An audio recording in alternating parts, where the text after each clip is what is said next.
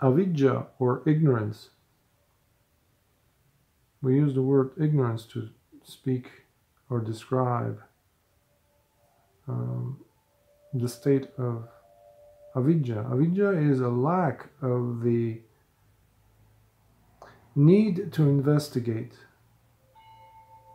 a lack of the need to investigate, to learn, to understand, to know, and to develop the wisdom, the discernment, to see through things, to see through all the tactics, all the cunning mechanisms that have been put to use, applied, and masterfully executed throughout all of your existences by the mind. So as a person, as a meditator, as a practitioner, even one who is very developed, let's even call them a disciple in higher training, who is no mere meditator. They've gone through the stages, or are on the stages, to be more specific, of awakening. But they're not arahants yet. The moments come where this person develops certain experiences, has insights that sometimes might seem earth-shattering, so compelling, so serene, so beautiful, that the mind, so long as it hasn't reached that state of arahantship, and this comes to us from the explanations of the teacher, Lord Buddha, and his disciples, that the mind of this person can use the tactic of, meaning avijjā, can use the tactic of distracting this person, despite the fact that they've developed quite to such sublime states, but they nevertheless have not reached it. And there is the fetter of ignorance there. And the mind comes, the ignorance comes and slides itself underneath the carpet, so to speak, as it engages this person, this practitioner, with whatever is taking place at the moment. That's one of the reasons why, as meditation teachers, one is advised to guide the student by saying, these are just signposts. They're not the goal. Anything short of nibbana is not the goal. It is avijjā, in fact. That's why avijjā happens to be the last of the fetters that come to be unshackled, dropped off, which bring about the state of arahantship. A person becoming a fourth stage awakened person, an arahant.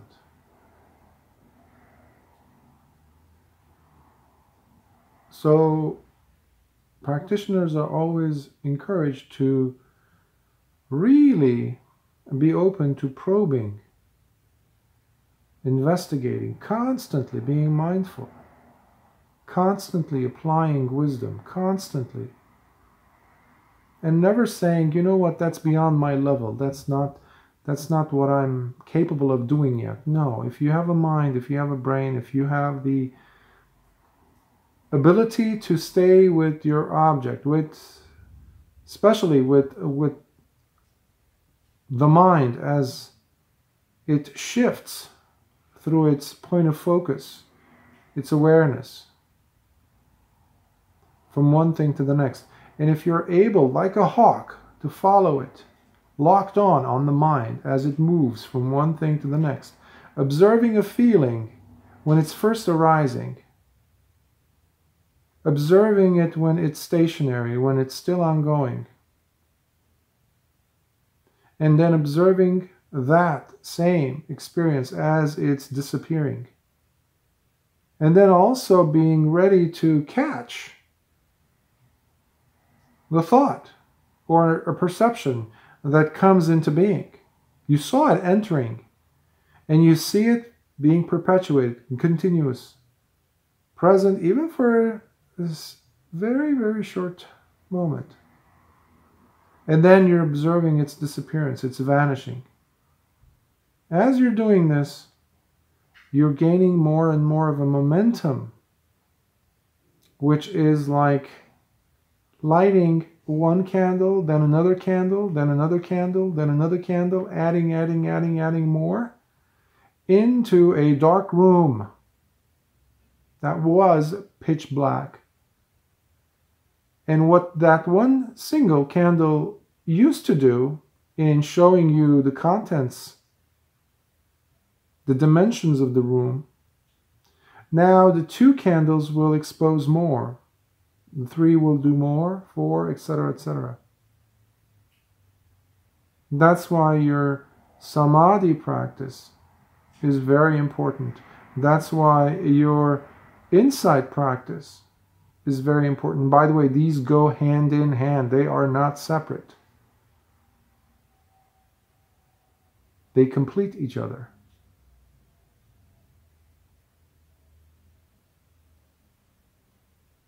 You don't have to take my words for it. Of course, you can check out the thousands and thousands of suttas in which the Buddha is saying this clearly.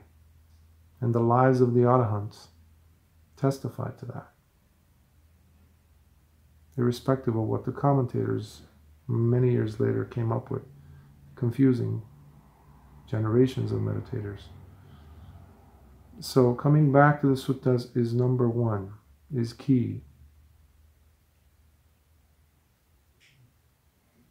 So when you narrow it down, it is avijjā, or the ignorance, or the lack of the curiosity to investigate honestly, truthfully, seeing things as they are. However, many of us, as we're going in our practice, in different gradations, depending on the wonderful experience that a person might have had, or the insight, sometimes individuals, what's the best way of describing this, drop their bags. They land, they put down the flag, and they just say, okay, I've reached my destination.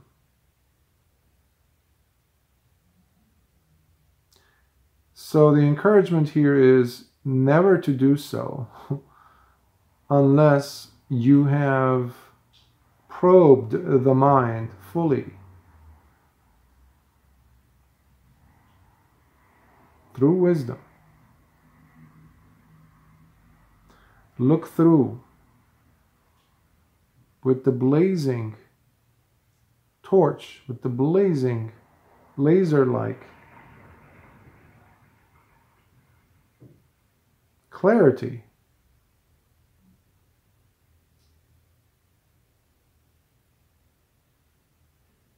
of direct experience, while basing that experience not on hearsay, not on wishful thinking, not on anything other than your own personal experience and the guidance of a teacher, and going back to the suttas fortunately, we still have, I would say, a very clear roadmap to this day within the suttas of how the process unfolds. And thankfully, there are so many good teachers today, living, breathing teachers, bhikkhus, guides, within the Theravada tradition that you are able to have access to today thanks to YouTube and other formats, other platforms, as well as they don't have to be necessarily all living. We're grateful, so fortunate that many arahants who have lived in the 20th century and early part of 21st century maybe, whose Dhamma desanas, their Dhamma talks are still available, and they're translated into English and recorded, in addition to having them be in print, in books, that are also helpful, greatly helpful, as a solid guide for the practitioner.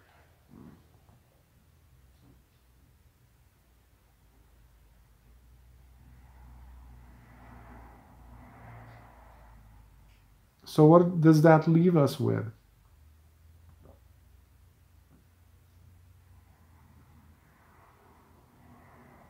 The desire to put the effort and energy, exert the energy, being dedicated, diligent in one's practice,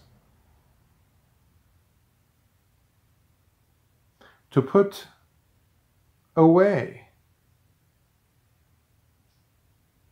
one's concepts of what the path is supposed to be, what a teacher is supposed to be, what the experience of the practice, any aspects of it, or even nibbana is supposed to be, and developing the sense of humility, of wise humility, wise sense of unknowingness, and being open to just go ahead and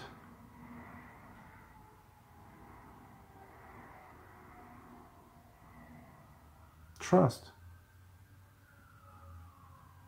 But trust is not something that is passive, and it is not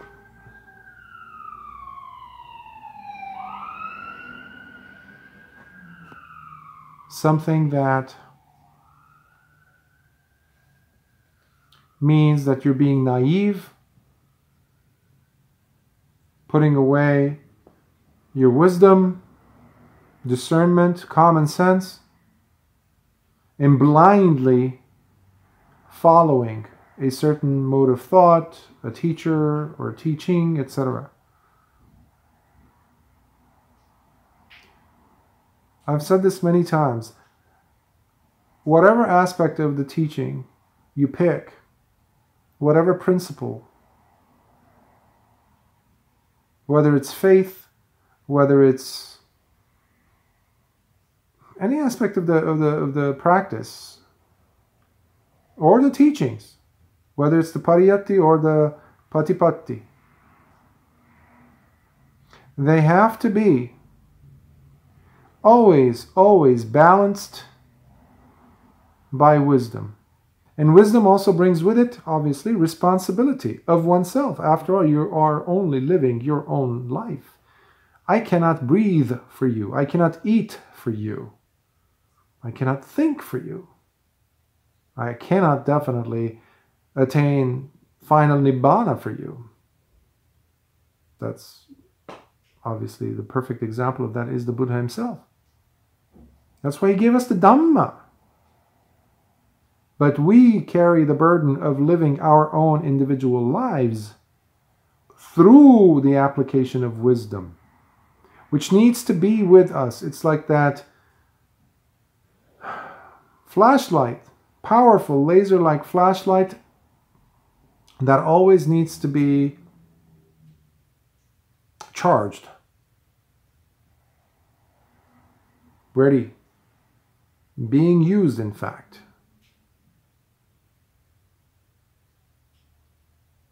And in order for wisdom to be, that laser-like flashlight to constantly be applied, it needs the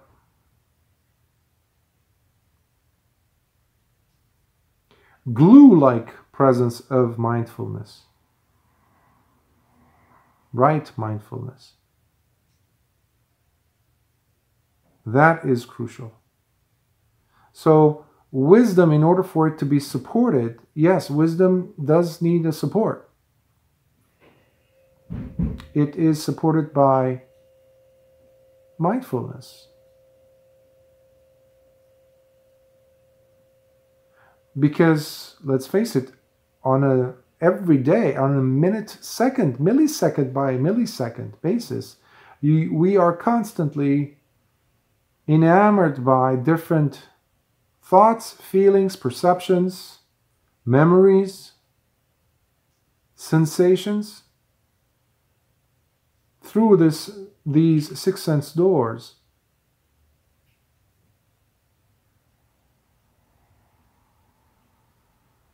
And it's so easy to be pulled this way and that. This body, this mind, is in many ways far more tumultuous, or actually far more tumultuous than the most dangerous body of water, with undercurrents and different types of movements that can easily drag you this way and that and kill you. Which is one of the reasons why we have samsara. Samsara is like you're being tossed here and there from life to life. Tossed, pulled, thanks to the six sense bases. They are pulling us left and right, up and down, sideways. And those six are run by the kileshas. Kileshas are the defilements, the greed, the aversion, and moha, delusion.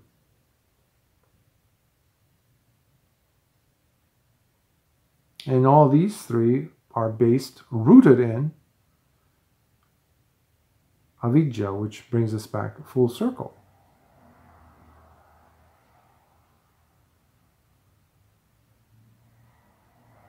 In order for you to get from one place to the next, let's say you need to go and buy groceries. And let's say the grocery store is far. You have to get into a car. Or you have to get outside and go and wait for a bus to take you, public transportation or something. In either case, you need to be applying your intellect, your analytical thinking, and following through with your body, mechanically.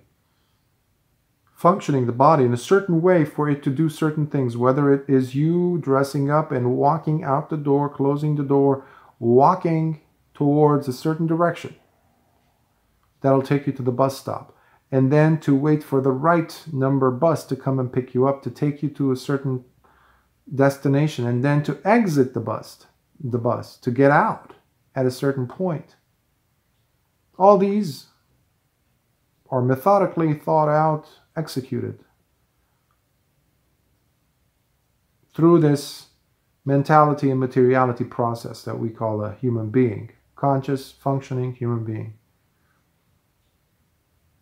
Or when you're driving there to operate a vehicle, Now there's a certain set of protocols that you cannot ignore. Well, you have to hit the ignition or start the car. Pull the car out of the garage or wherever you parked it. Drive a certain way, in a certain direction. Follow the rules of the road, the law. All these things in order for you to get to the grocery store. And then you need to go and look for the specific things that you're gone there for. Do you see the responsibilities that we take for granted every step of the way for something so mundane as buying an item at a store?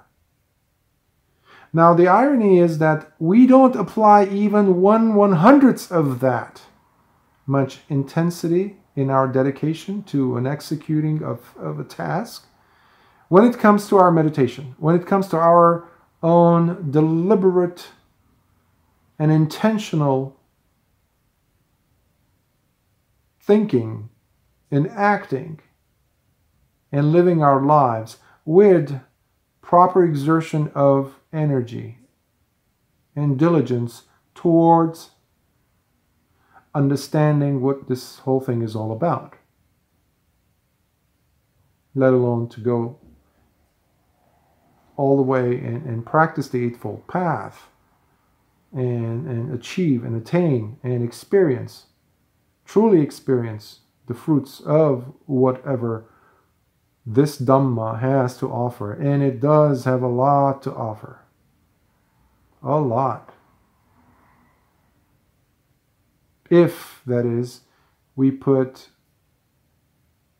even that much engaged effort as we do in order for us to go buy something from the grocery store.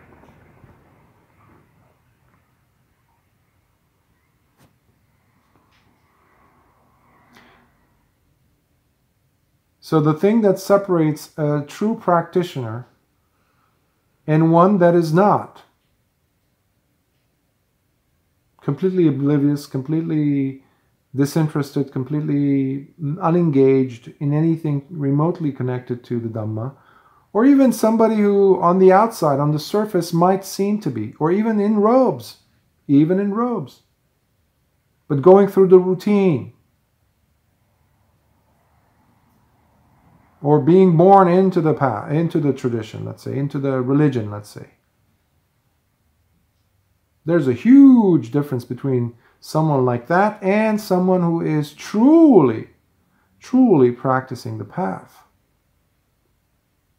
Taking the precepts seriously. Cultivating the mind seriously. Putting the serious effort. Being dedicated to it. Taking care of it. Cherishing it. Trusting the whole process.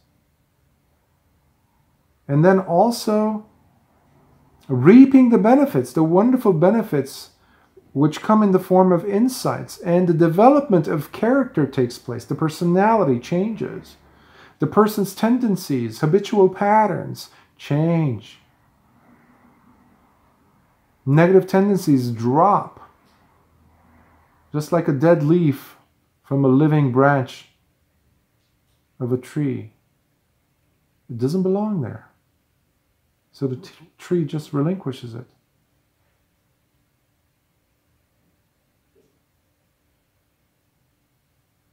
So the thing that separates these two camps of individuals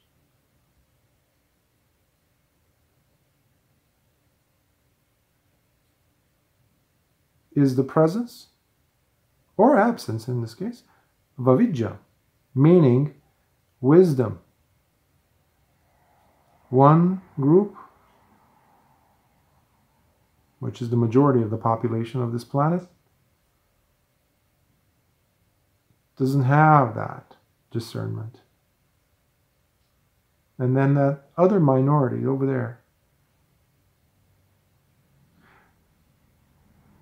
because of whom the Dhamma is still alive today. I'm glad to say, because of them, because of that group of beings, those special beings who give from their hearts, from their minds, from their every ounce of energy, embodying that beautiful, wise humility, that incredible reverence towards the Dhamma.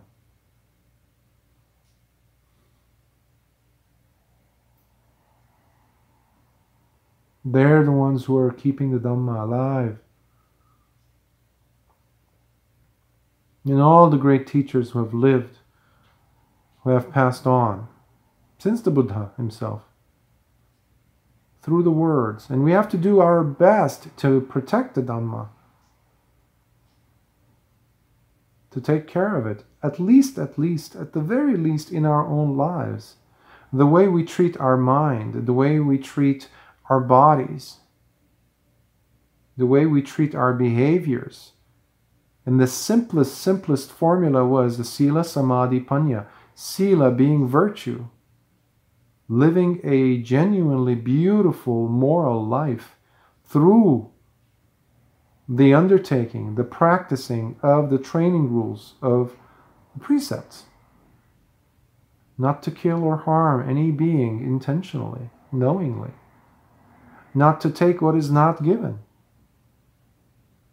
freely. Not to engage any sexual misconduct. Not to say falsehood, tell lies, or use harsh speech, or something that we're experts at in the world today, idle chatter, abstaining from that. And then fifth, abstaining from taking any kind of substances that are dulling the mind, intoxicating the mind. Which, by the way, by taking that fifth precept, you are protecting yourself to a great extent from the devious mechanisms and tactics of Avijjā. By reinforcing, by creating a solid footing, a foundation for wisdom to function. So if, even at the very least, if we can just do that, that's a set of 5 guidelines. It's beautiful.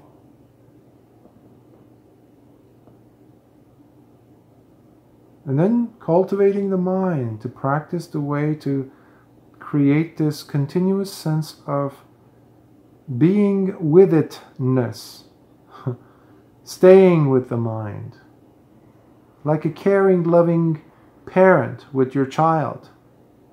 The child runs around this way and that, maybe runs into the kitchen, tries to open the drawers, there's knives and this and that. What is a caring, loving parent going to do? They're always on it.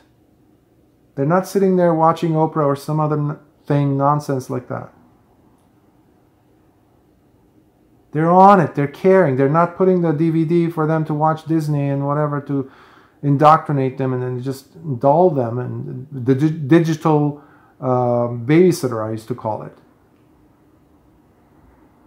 No. The caring, loving parent is with them. With the mind. The child is the mind in this metaphor, simile, whatever you want to call it. Always caringly, attentively there.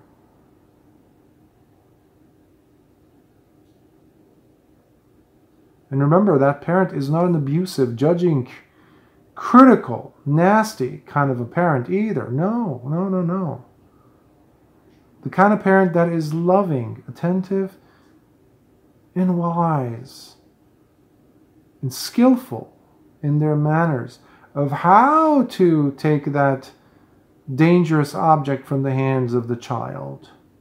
Not beating the thing out of the child's hands, not scolding or abusing or harming the child to teach them a lesson. No, no, no, no, no.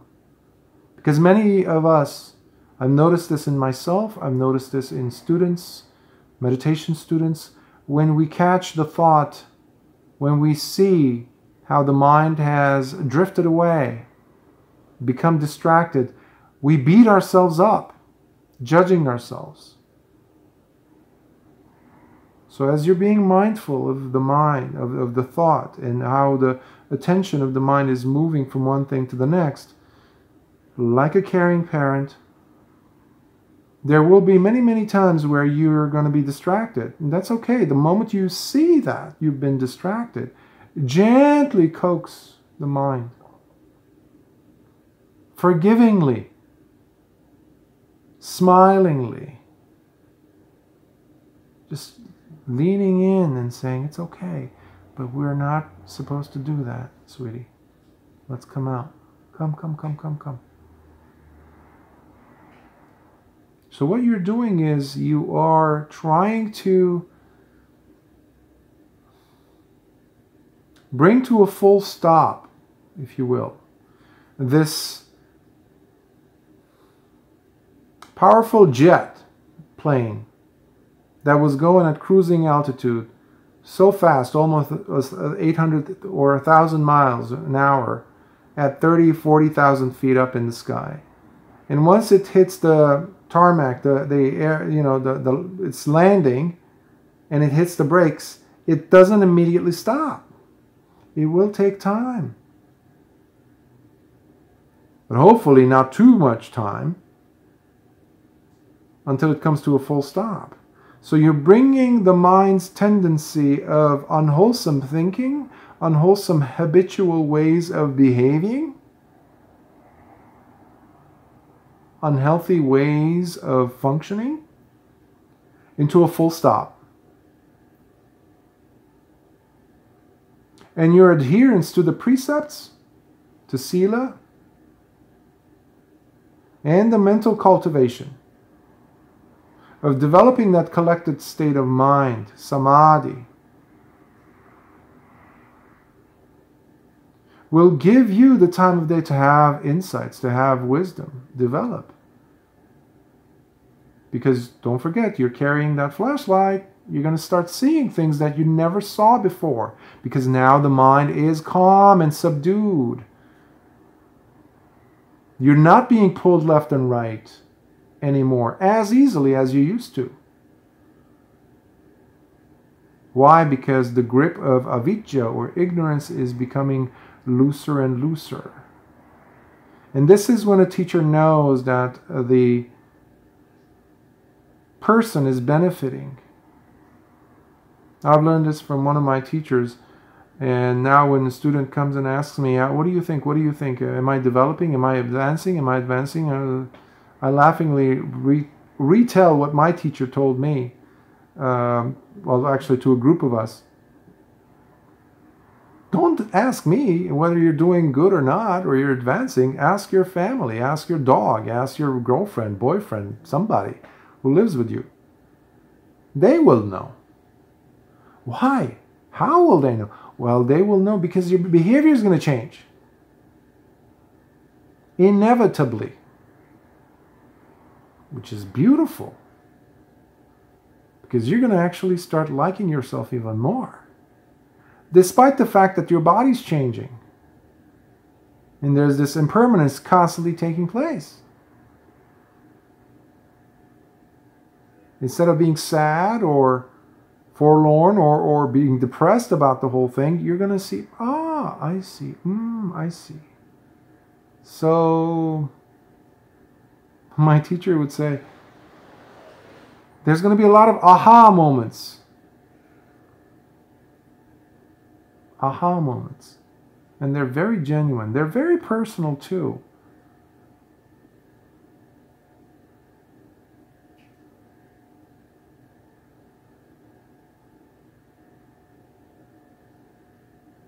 I think we can stop now, because ultimately not enough, even digital space, I don't think will be sufficient to record all the attributes and the wonders of what the Dhamma is and provides. There's so much to be said, so much. And one can easily spend infinity talking about the wonderful qualities of the Dhamma or the Buddha or the Sangha, and it will not be enough. So we'll stop at that.